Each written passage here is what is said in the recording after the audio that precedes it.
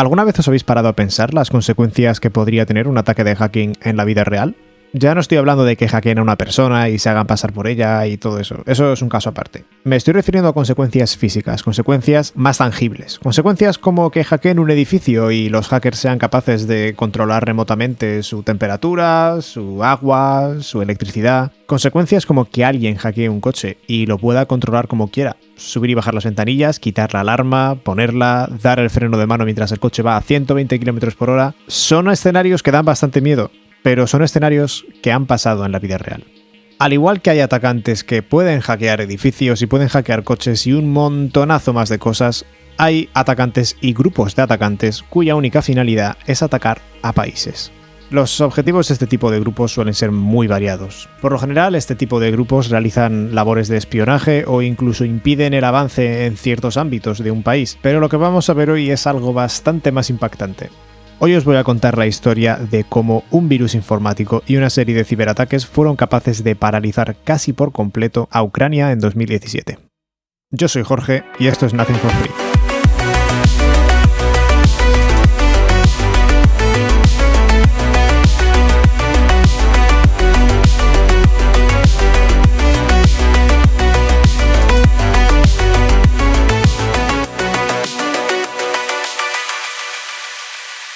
Antes de comenzar, me gustaría dar las gracias a mi amiga Lucía de Pablo, cuya ayuda ha sido totalmente esencial a la hora de crear la imagen de marca de este proyecto. Es estudiante de diseño gráfico y trabajar con ella siempre es un gusto, así que os recomiendo que echéis un vistazo a su trabajo, porque tiene un talento y estilo que me parecen increíbles. Su nombre de usuario en redes sociales es @sasenart, @SASENART. Espero que os guste. Es el día 27 de junio de 2017, en Kiev. Todo el mundo va a su trabajo, a dejar a los niños al colegio o a continuar con sus rutinas. Parece que este iba a ser otro día más en las vidas de los ucranianos, pero lo que nadie se esperaba era que el ransomware NotPetya fuera a arrasar con los sistemas informáticos del país, paralizando infraestructuras críticas y haciendo entrar a Ucrania en modo de control de daños. Este virus se esparció considerablemente más rápido que otros, y el daño que fue capaz de hacer fue masivo. Servicios y entidades como bancos, supermercados, transporte públicos y empresas multinacionales como FedEx y Maersk fueron afectados, causando el colapso de puertos y mensajería. Los hospitales y centros médicos, junto a multitud de instituciones más, dejaron de contar con soporte digital, pues se ordenó su desconexión inmediata de la red para evitar que el virus se esparciese a los mismos.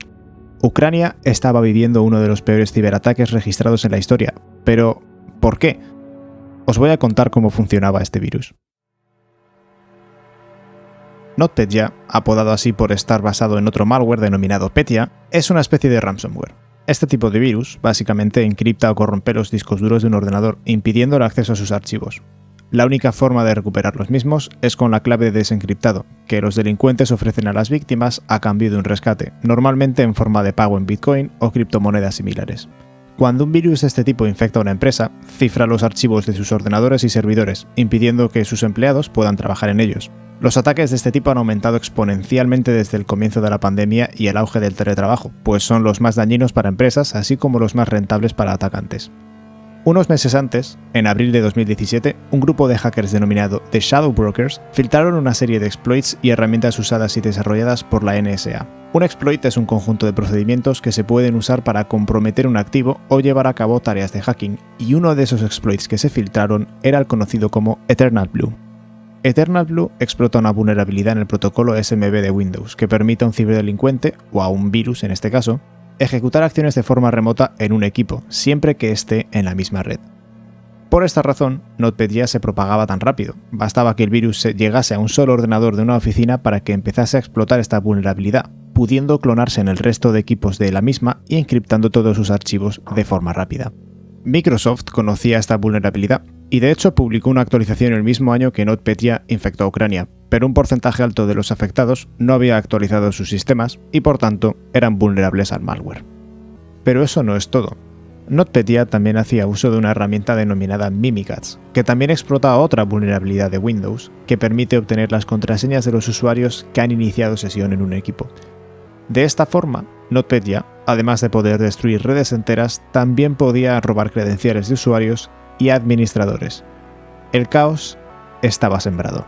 En un principio, se pensó que pagando a los atacantes se podrían obtener las claves de cifrado de NotPetya para recuperar los archivos y revertir los daños, pero varios investigadores pronto se dieron cuenta de que el malware no contaba con un mecanismo para recuperar lo que había destruido. Por ello, NotPetya no es exactamente un ransomware, sino que es más bien lo denominado un gusano destructivo. Gusano por su capacidad de propagación y destructivo porque ese era su único fin.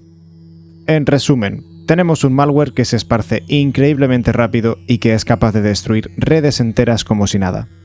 NotPetya llegó a afectar a infraestructuras críticas de Ucrania, pero ¿cómo consiguió entrar?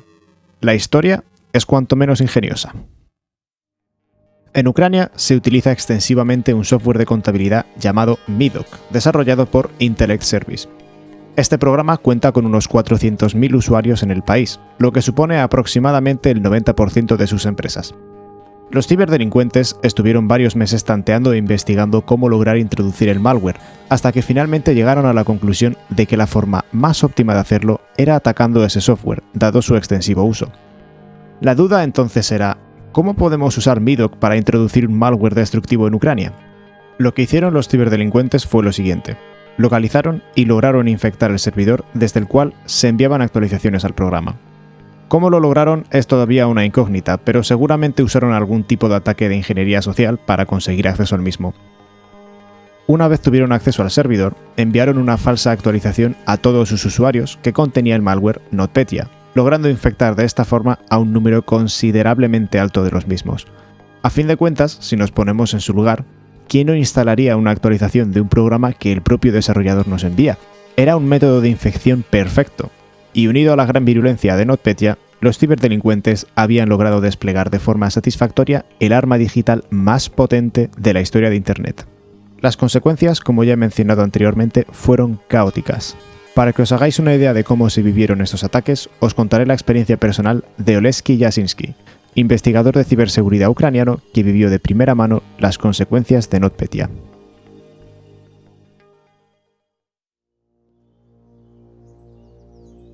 Para Yasinski, la mañana del 27 de junio fue una como cualquier otra.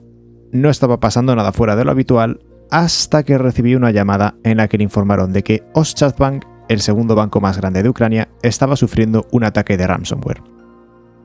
Cuando Yasinski se presentó en el departamento de informática del banco, se encontró con un escenario mucho peor que otros en los que tuvo oportunidad de intervenir en el pasado. No daba crédito a lo que veía, casi el 90% de los miles de ordenadores del banco estaban bloqueados por el virus. Algunos pedían el famoso rescate de $300 en Bitcoin, otros mostraban el mensaje reparando disco C. El personal del banco estaba en shock, y con razón. Estaban en una situación en la que no sabían cómo actuar, con una incertidumbre total, ya que no sabían si habían perdido todo.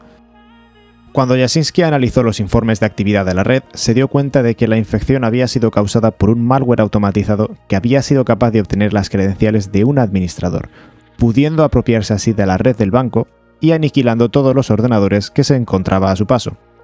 Naturalmente, poco después de recibir la primera llamada, Yasinski empezó a recibir más y más de empresas procedentes de toda Ucrania, y todas mostraban el mismo patrón: redes de ordenadores inservibles que pedían rescates. Hay reportes que afirman que este virus fue capaz de inutilizar por completo la red entera de otro banco importante en solo 45 segundos. Pero este virus no solo afectó a bancos. NotPetya también estaba infectando las redes informáticas de intercambiadores de transporte, así como a todo tipo de empresas. Recordemos que el método de infección era Medoc, un programa utilizado por casi el 90% de las empresas ucranianas. Yasinski y multitud de investigadores y expertos más fueron contactados por gran cantidad de ellas, pero cuando lo hacían normalmente ya era demasiado tarde. En cuestión de horas, NotPetya se había extendido por toda Ucrania, dejando un rastro de destrucción de magnitudes nunca vistas anteriormente, dada su alta capacidad destructiva y virulencia. Las redes sociales estaban inundadas de gente subiendo fotos de sus puestos de trabajo y ordenadores inservibles, pidiendo ayuda y buscando información sobre este ataque. NotPetya, entre otros, afectó a Maersk, una de las principales empresas de transporte en Ucrania. Sus sistemas informáticos se cayeron, dejando a transportistas en colas kilométricas a la espera de poder descargar sus mercancías en el puerto y sus destinos, colapsando el acceso al mismo. Los correos postales también fueron afectados y tuvieron que apagar su red para evitar más propagación del virus. Para que os hagáis una idea de la situación de bloqueo total que Ucrania estaba viviendo, también os voy a contar un escenario que Pablo Bondarenko, el administrador de IT del Ministerio de Salud, vivió. El mismo día del ataque, Pablo salió de su puesto de trabajo y fue al metro. Cuando pasó su tarjeta de transporte, nada funcionó, porque el sistema encargado de validar la misma había sido afectado por el virus. No tenía dinero en metálico para comprar un ticket, así que buscó un cajero automático para sacar algo. El primero que encontró mostraba el mensaje de NotPetya que llevaba viendo todo el día, así como los 2 cajeros siguientes que logró encontrar. Finalmente, encontró un cajero que funcionaba con una cola de gente larguísima que estaba en la misma situación que él. Cuando finalmente pudo sacar dinero para comprar su ticket de metro, se dirigió a hacer la compra a su barrio y cuando fue a pagar, el cajero le dijo que el sistema de tarjetas contactless no funcionaba. Pablo volvió a buscar otro cajero que funcionase y tras un buen rato volvió al supermercado para pagar su compra en efectivo. Cuando llegó a su casa, abrió su ordenador para consultar su factura de la luz, pero el portal online de su proveedora también había sido afectado por NotPetya. Según Pablo, ese día se sentía desorientado, sin saber qué hacer a continuación. Sientes como si te hubiesen quitado un brazo y no pudieses funcionar correctamente, afirmó. A pesar de que el Ministerio de Salud se desconectó para evitar ser infectado, NotPetya también afectó a varios hospitales, destrozando absolutamente todos los activos que ejecutasen Windows. Únicamente aquellos ordenadores y servidores que ejecutaban Linux seguían en pie, dado que este virus no afectaba a ese sistema operativo. Las consecuencias de que se cayesen estas redes fueron incluso peores. Los sistemas GPS que se usan para geolocalizar y administrar ambulancias no funcionaban. Las bases de datos con resultados de pruebas, informes y citas desaparecieron. Por suerte, tenían copias de seguridad de 3 días de antigüedad, pero tuvieron que repetirse numerosas pruebas a pacientes, dado que se perdieron.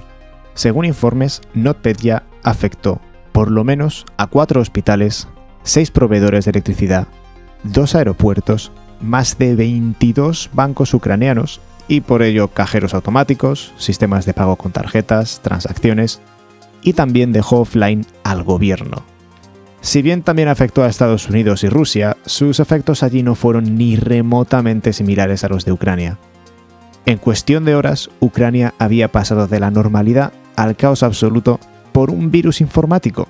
Pero, ¿quién estuvo detrás de estos ataques? Obviamente, tras un ataque de esta magnitud, se comenzó a investigar en profundidad el origen y la metodología del mismo. Desde un primer momento se sospechó de Rusia, más en concreto de un grupo al que los investigadores denominaron Sandworm, que también había atacado a Ucrania en 2015, causando apagones al infectar centrales eléctricas. Supuestamente, este grupo trabaja para la División de Inteligencia Militar rusa. En 2018, la administración Trump afirmó que habría consecuencias internacionales para los ciberdelincuentes, y en 2020 se acusó a 6 ciberdelincuentes de estar detrás de estos ataques y numerosos más. Veréis, una de las bases del proyecto de Nothing for Free es que tenemos que darle total prioridad a la seguridad digital, igual que lo hacemos con la seguridad en el mundo real, ya que ambos están muy conectados entre sí. Esta situación es uno de estos casos. Si nos paramos a pensarlo, un simple virus informático es capaz de tumbar un país entero. Personalmente me extraña mucho que esta situación no haya tenido más repercusión mediática y creo que es algo que se debería saber, dada la magnitud de las consecuencias y la naturaleza de los ataques. Vivimos en un mundo en el que dependemos de lo digital, pero a menudo lo descuidamos porque damos por sentado que jamás seremos afectados por ciberataques. Lo vemos como algo muy lejano. No pretendo ser alarmista ni mucho menos, pero creo que es necesario concienciar a todos los públicos sobre esto para que tengan la oportunidad de aprender y protegerse. Me gustaría agradecer a Jack Rhysider, creador del podcast Darknet Diaries, haber grabado un episodio sobre este malware. Sin él, probablemente no sabría de la existencia del mismo, y tanto este episodio como el libro Sandworm de Andy Greenberg han sido pilares esenciales en la investigación detrás de este episodio. Yo soy Jorge, y esto es Nothing for Free. Nos vemos en la próxima.